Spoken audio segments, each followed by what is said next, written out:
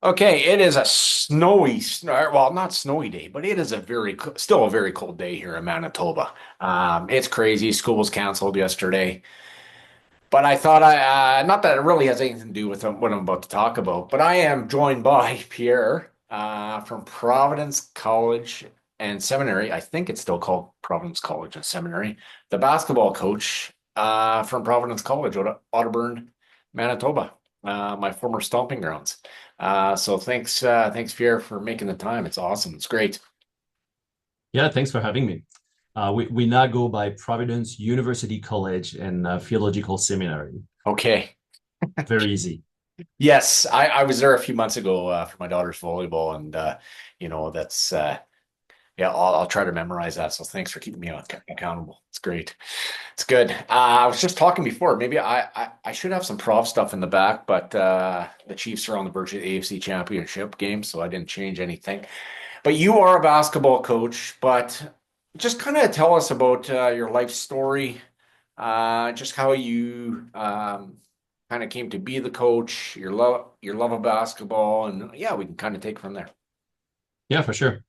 I was born and raised in France, in Europe. Um, Grew up not playing basketball. I played soccer, track and field, tennis, more, yeah, I would say more French-like sports. Although basketball now is a pretty big sport in France as well.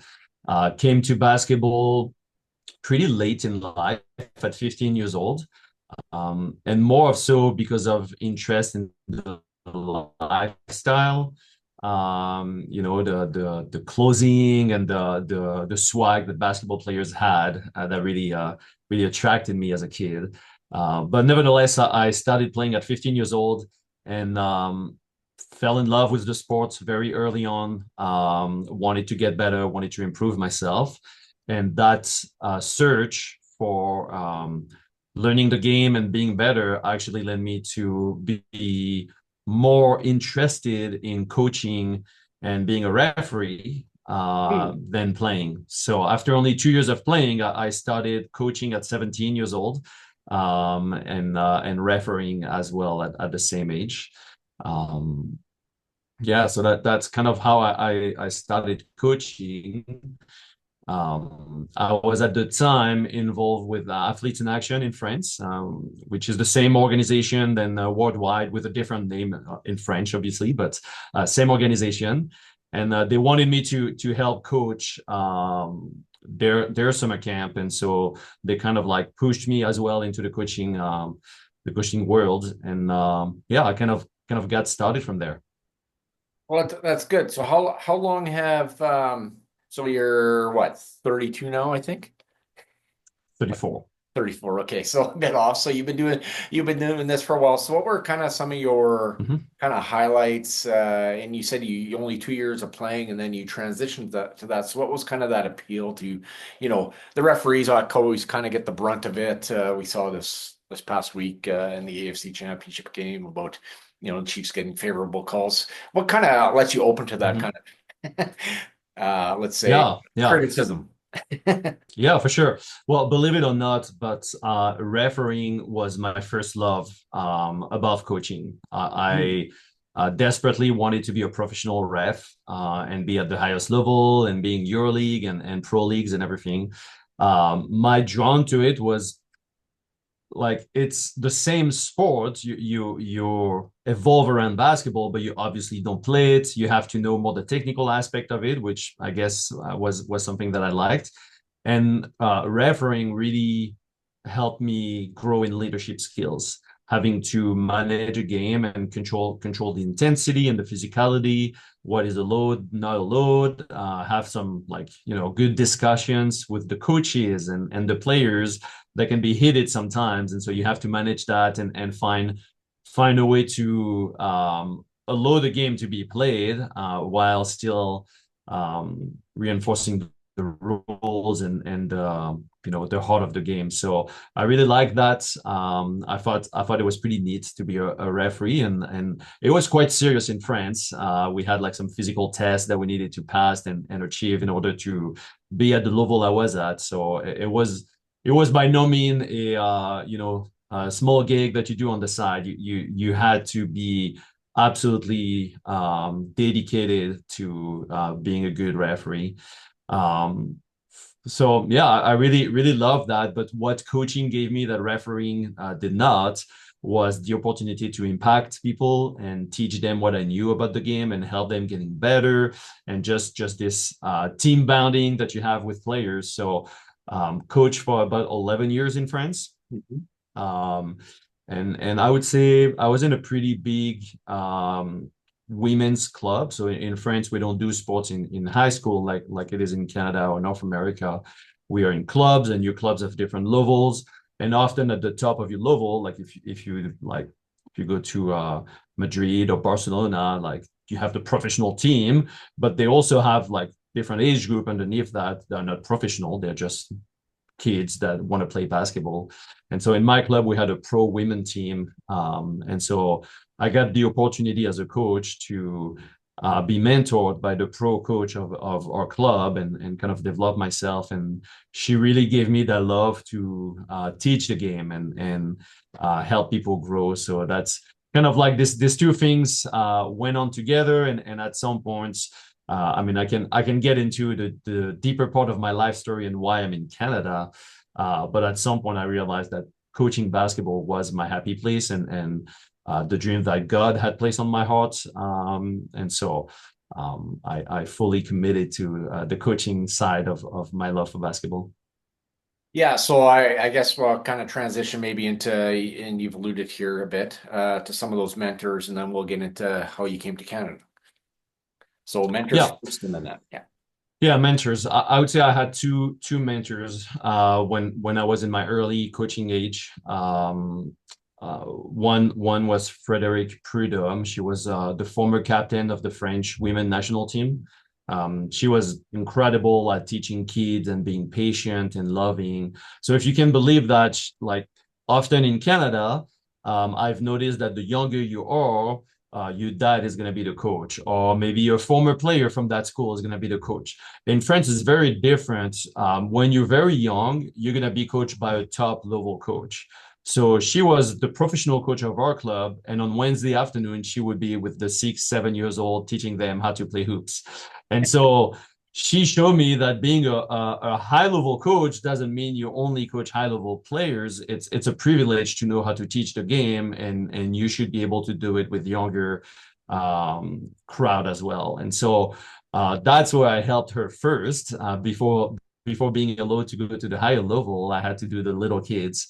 And so she taught me patience and love for the game, and the details. She was very good at teaching all the small details of the game. And then my second sort of mentor, the guy I was looking at, his name was Cedric Germain, and he was a super intense coach. Constantly red faced because he was always like, running on the sideline and yelling at his team for good or bad reasons. And so from him, I took the intensity. I love being an intense coach, and I love engaging myself with my players. And so he really gave me that passion. And so from both of them, I kind of took these two things and really learned how to have the patience to teach and develop players. Excuse me, and at the same time, being super intense and finding this level of being aggressive in your coaching style without being a bad person. So I would say they were the most influential coaches in my early coaching years, for sure. Yeah. Okay. Yeah.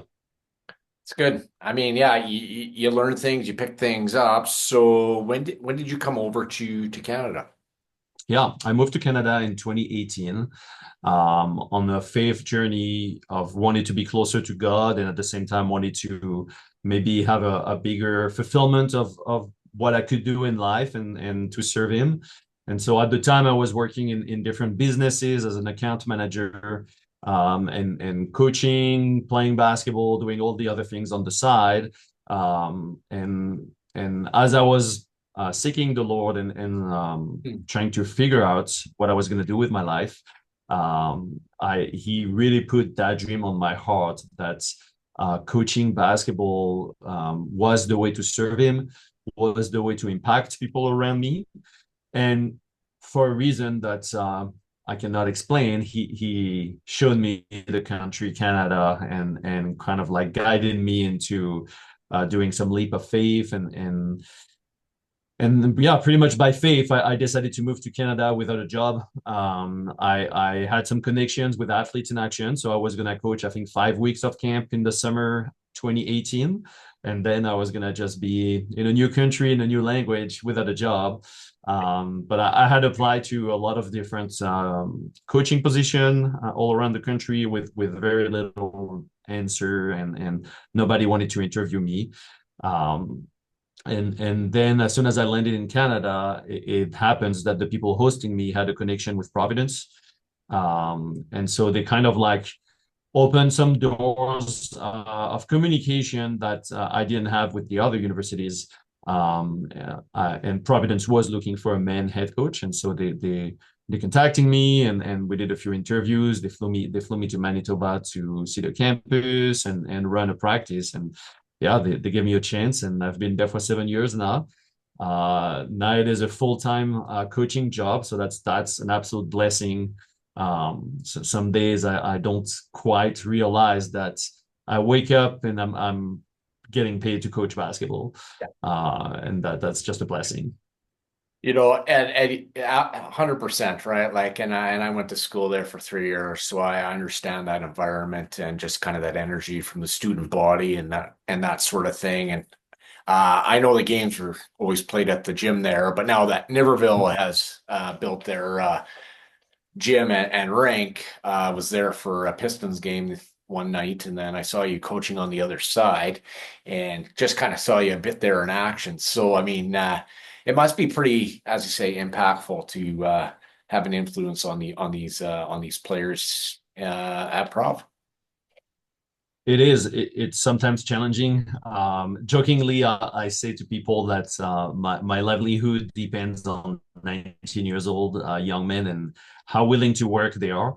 Obviously, it's more of a joke than a reality, but it's challenging sometimes because they're just coming out of high school and they have a lot of things to learn, to study at the university level and follow all their classes, let alone perform on the basketball courts. But when you see them open and get better, which happen every year, and then when they come back and year after year, they just develop into leaders. And I have an incredible team right now, a very good mix between returners and new guys. And seeing my returners, my guys who've been with me for 4 or 5 years, stepping up as leaders and captains and spiritual leaders and just leading the next generation is it's tremendous to see, and knowing that I have an impact on them, and you don't always see the result of it right away, but sometimes when they come back and tell you about where they are right now and what they do, you can see that you made an impact, and that's always great to see and to witness for sure. Yeah, because just like anything, right? You almost care more about the player outside the basketball court.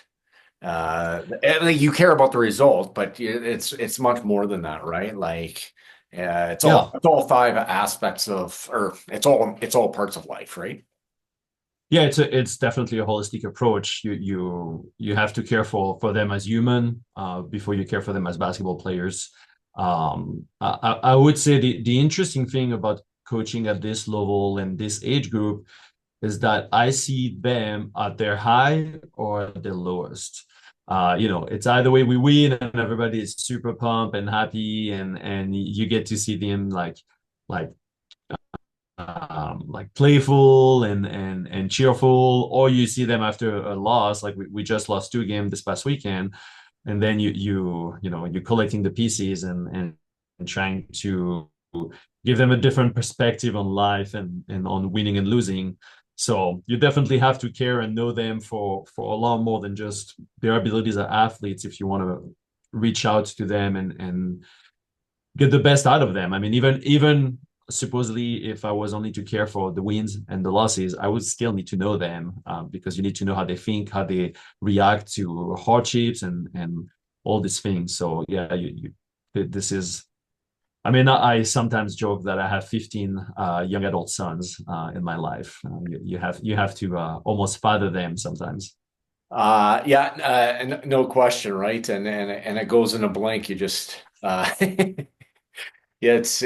it's totally true, 100%. So how does your day kind of yeah, how does your day kind of look outside the basketball court? So we're on a Tuesday here. Um, you probably have games this coming weekend. So how does that look for Pierre? Yeah.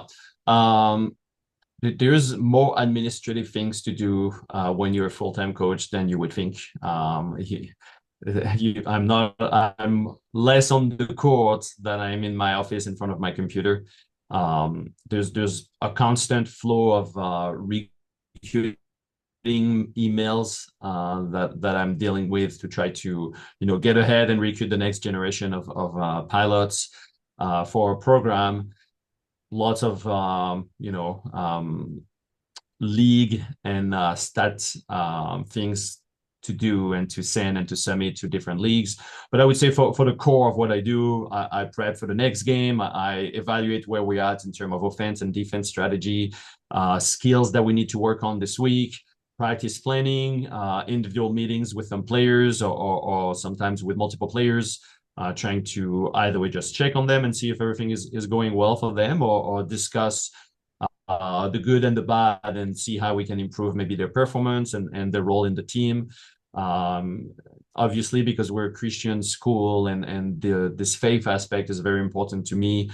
We also do like some Bible study here and there. And yesterday we had a prayer meeting with players who wanted to come, and that was pretty cool to have time during your day to just welcome guys in my office and have some time praying for each other and for the needs of the community. So yeah, I would say there's not a single day that is the same, and at the same time every day is not the same, because it's a mix of the same things.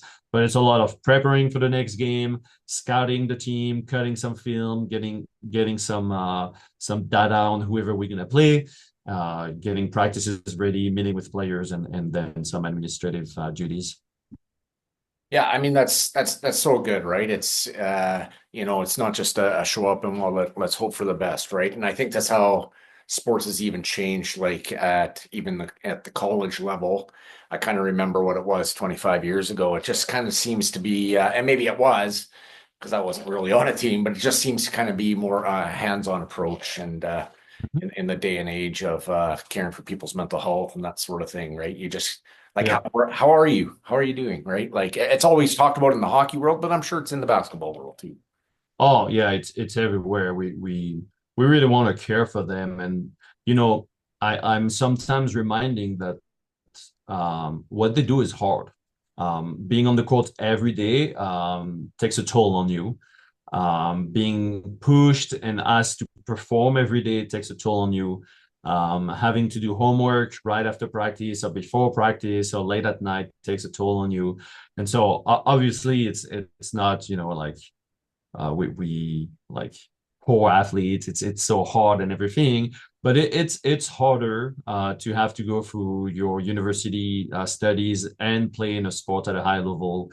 And so we want to make sure that they're doing okay. We want to put as much support as possible. We have a team mental coach to help them if they need to talk to someone and they need some guidance on how to just deal with stress and nervousness and anxiety and all the things that a normal person is going through every day. But then you just packed everything into you did, and it's a lot. So for sure, we want to care for them. We want to open the discussion, and I think we're still in the early stages of being okay talking about our mental health and putting words on it. I think I still have some players who prefer keeping it for them.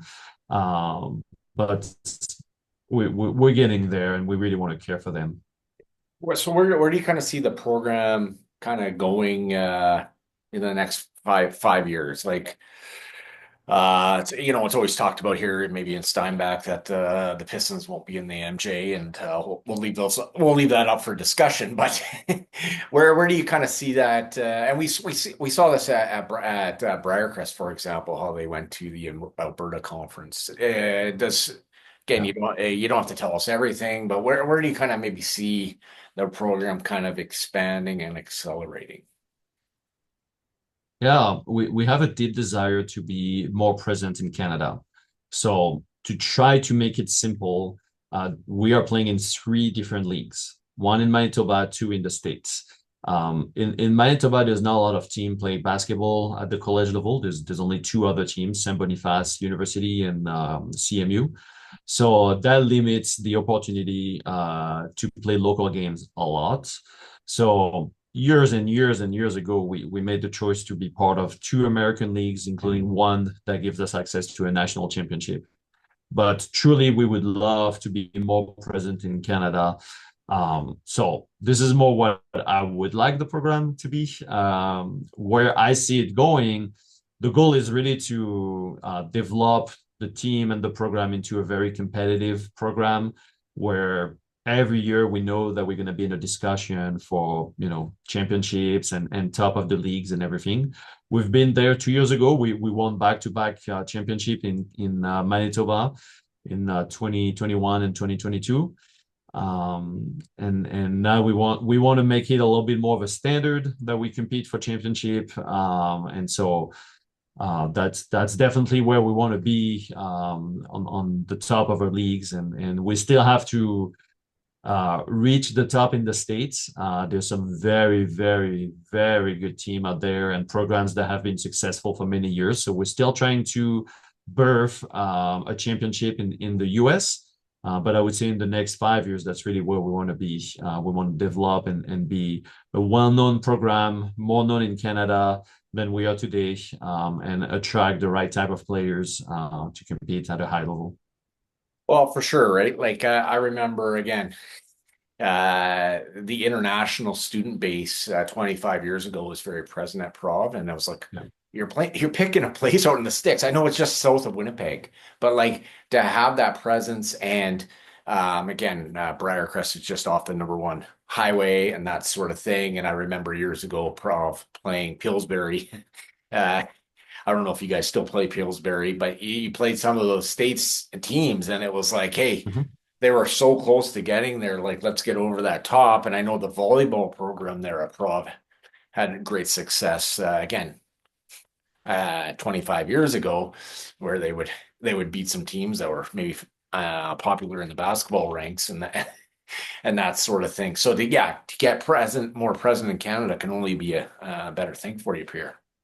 Yeah, we would love that, and we would love the opportunity to compete in a national championship in Canada, right, in front of your home crowd, and we have guys in the program that are coming from almost everywhere in Canada. A lot of BC guys, Saskatchewan, and we've had some Alberta players, some Ontario players. So playing in Canada and traveling in Canada will give us a chance to play also in front of their family a little more often, and so that would be great. Yeah, that's the thing, right? And yeah, that exposure again can only be the best. Where else was I gonna go here? So maybe transition a bit to so love basketball, favorite college team, favorite NBA team. Well, if I don't answer Duke University, I know that some people are going to be disappointed in me because I've pride myself to be a Duke fan for a few years. I really liked Coach K and what he well Mhm. in his late years, I would say, like he used to be a little bit of a crazy guy, and he evolved and changed a lot in his last few years coaching, and so I enjoyed listening to him and reading his book and everything. And even now with Coach Shire, they have a great program, and yeah, I think it's a great program. I would say there's a handful of college team that I like following and like watching, and things that changing in college college basketball, like the teams that used to be the top, they're not anymore, and some other team are emerging, and you have to mention UConn and the back-to-back national championship this last 2 years. The very impressive offensive and defensive team. So I do enjoy watching that.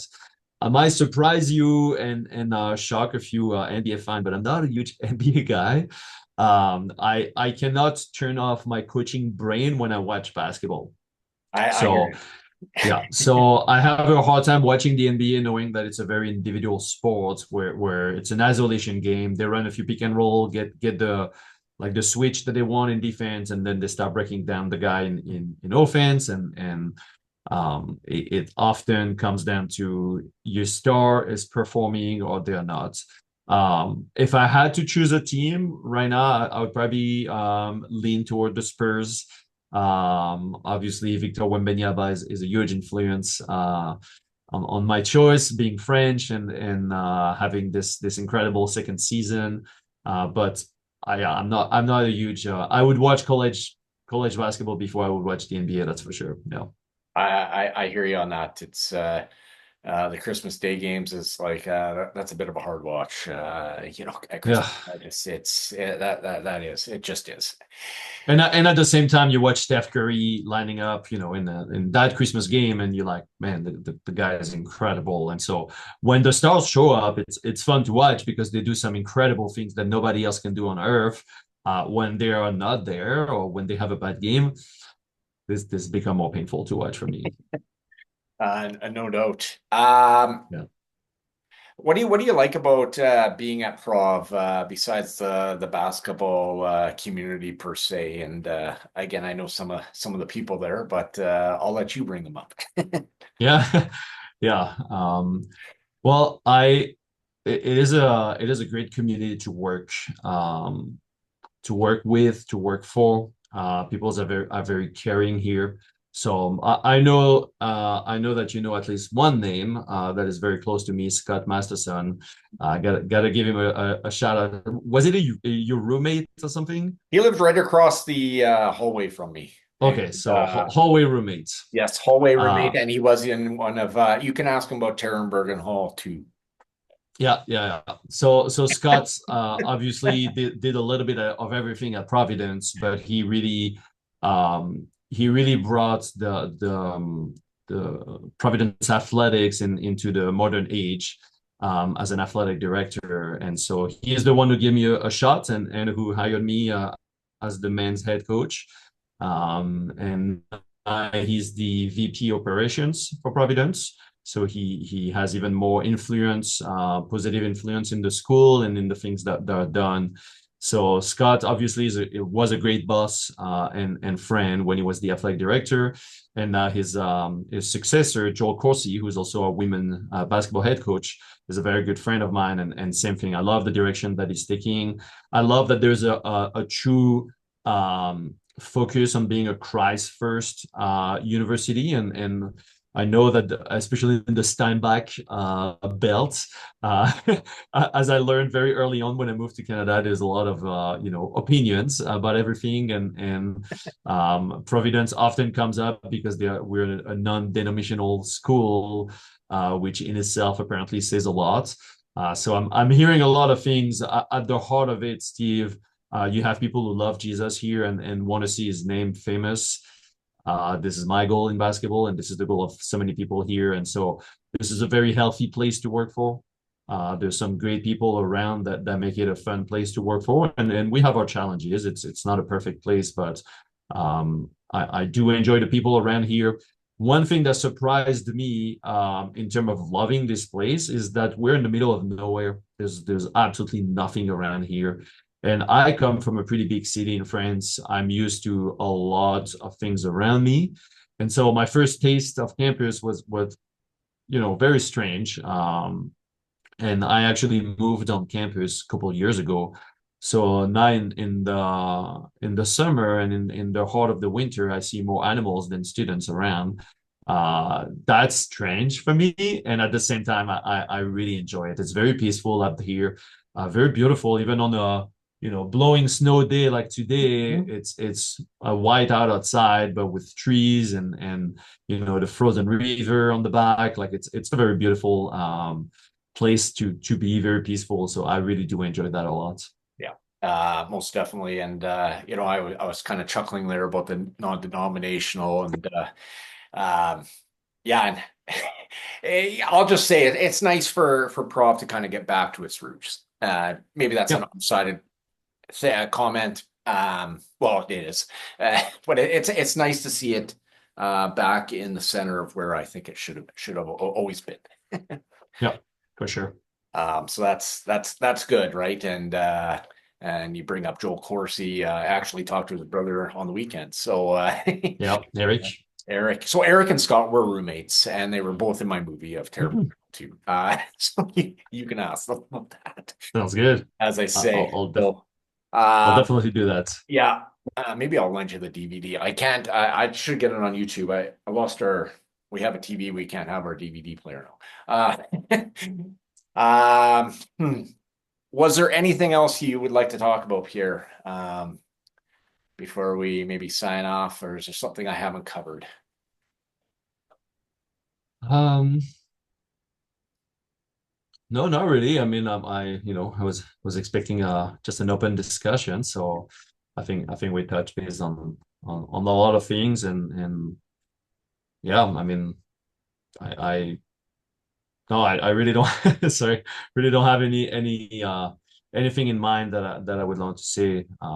Yeah, I think it's summarize my coaching and what I want to do, and kind of like give you some updates on Providence and Great. what where we want to be and what we want to do. So no, Well, it just tells me, and I can just sense the passion you have for basketball and your love for basketball. And I know we kind of know each other on a bit of a social level outside of the work. And yeah, it's just awesome that you've made Canada your home, and just that passion that you bring. So what you've all told me here doesn't personally surprise me, but that's why I bring you on. I want everybody to yeah, tell the story, because everybody's story is important. I've always believed that, and yeah, it's just great to hear that, and just the impact you're making with the people at Prov. It's awesome. It's great. thank you. I appreciate that. Yeah, no worries. And yeah, we'll leave it for today. But yeah, thanks so much, and thanks everyone for watching. I guess that'll be the comma transition. And yeah, I'm gonna have another guy on tonight, but I will post this on my page, and I'll put it on YouTube. So Pierre, you can share it as well on your Facebook if you like. For sure. Okay, take care. You as well. Yeah, thanks. Bye bye.